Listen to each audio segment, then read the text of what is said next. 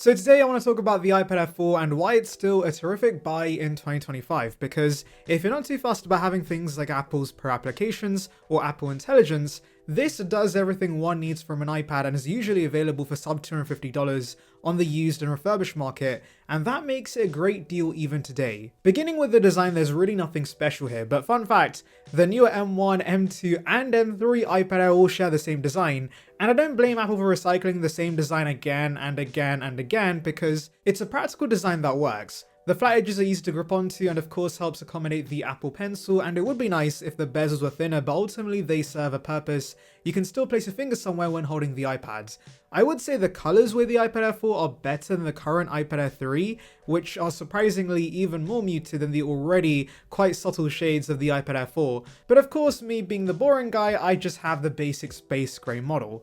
Anyway, the display also similarly has no fancy features, but it does the job. It's 10.9 inches LCD, has a resolution of 2360 by 1640 with 500 nits of brightness. It's also laminated with P3 support, True Tone, and has an anti-reflective coating. Yes, it does miss out on 120Hz, which the techies won't be happy about, but I'll be honest, iPadOS is fluid enough where I rarely notice a lack of this. Brightness is also completely fine for indoor usage, and the Apple Pencil experience is unaffected by the lack of 120Hz. It's a laminated panel, so of course it's still much better to jot things down on this compared to the base iPad. And that does bring me to accessories. This does support the very awesome Magic Keyboards, and I think it's a must-have for anyone wanting their iPad to be a laptop replacement. Now, the Magic Keyboard that just launched with the M3 iPad Air is compatible with this iPad, but I wouldn't get that one because it's $269 retail, and you can find the last gen Magic Keyboard for much less on the used market, and that actually does have backlight keys unlike the current version offered on the Air.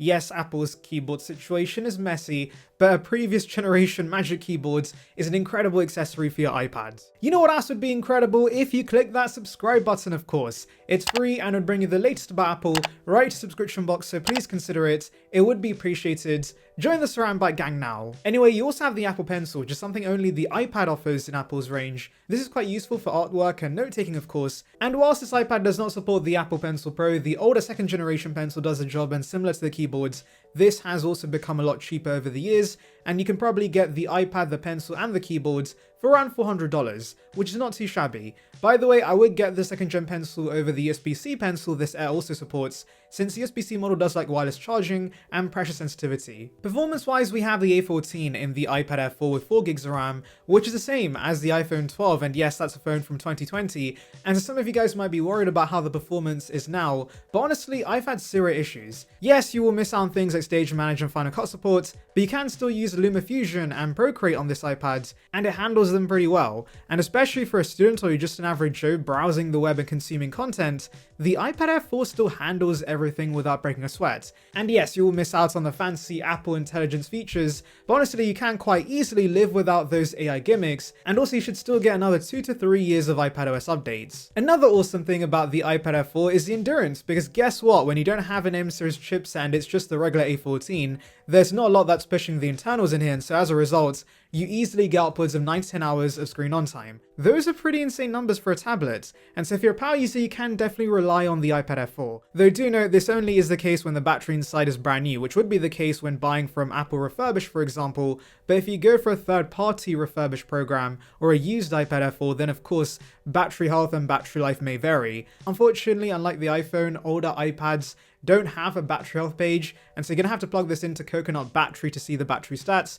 But even with an older battery inside, the Air should be decent. Now, another plus with the iPad Air is the Type-C port. Whilst this does not offer Thunderbolt speeds, it does still transfer data up to 5 gigabits per second, which is faster than the base iPads, so transfer speed should be completely fine, and it supports displays up to 4K resolution. Quickly touching on the cameras, the rear camera is not the worst sense in the world, but it should really only be used in a pinch for things like scanning documents, and in fact this is the same camera the current M3 iPad Air offers. The front-facing camera is 7 megapixels and lacks center stage, which means it doesn't follow you around the room like newer models, but again, it does the job. Speakers and mic-wise, things are pretty solid with the Air 4. It's not quad speakers like the iPad Pro, but it surprisingly gets close with 2 less speakers, and because it's a stereo pair, it's great for watching movies with. Mics have also never disappointed me for cause, and Touch ID is reliable.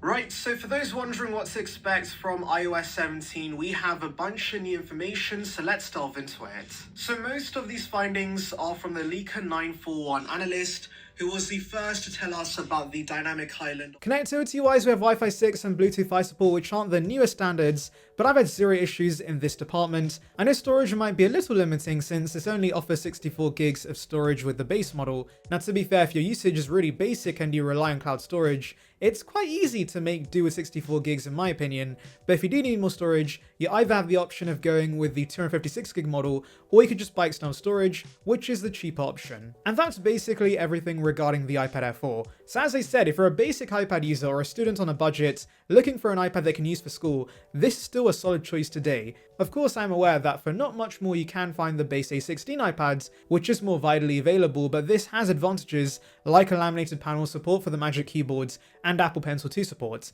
Just consider what you prioritize more. Would you like the slightly faster chipset with more software support the base iPad offers, or would you like premium features and better accessory support this iPad offers? The choice is yours. Now I thought I'd answer some of your questions regarding the iPad Air 4 left in the comments. So Jumper Caesar 2606 says, how long will it be supported? And I did touch on this. I believe that you should see 2 to 3 years of iPadOS updates on the iPad Air 4. And actually someone else in the reply said 3 to 4 updates left, 2027-28. It's still better than most new Samsung devices. Now, to be fair, Samsung has gotten much better with updates, but I do agree, Apple generally has been offering better support, and especially iPad Airs, those have been supported for years. The iPad Air 2, I believe, did get the most amount of support for any iPads, and so yeah, I could see this getting updates till 2028. You should not worry about that, you can still buy the iPad Air 4, and it should still be supported for a little longer. So L3AFY_X said, I bought mine in 2021, and it still works good except for some touch problems. Now thankfully for me, the iPad Air in this video, which is my mom's iPad Air which we also got in 2021, has not had any hardware issues, it still works completely fine. And by the way, for those wondering what these touch problems are, we have another reply that says, the screen sometimes glitches, so when you put 2 fingers down, when playing a game it stops and it doesn't move. Which is interesting. I haven't come across such an issue with the iPad Air 4, I don't think it's widespread, but I would suggest if you're buying an iPad Air 4, try going through a refurbished program. Those usually have good returns and a warranty. For example, Amazon Renewed has a 90-day return window, so if you have any issues in that 90-day period, you can just easily return the iPad and get your money back. I'll leave links below. Anyway, let me know your thoughts in the comments, make sure to like and subscribe for more content like this, and thank you for watching.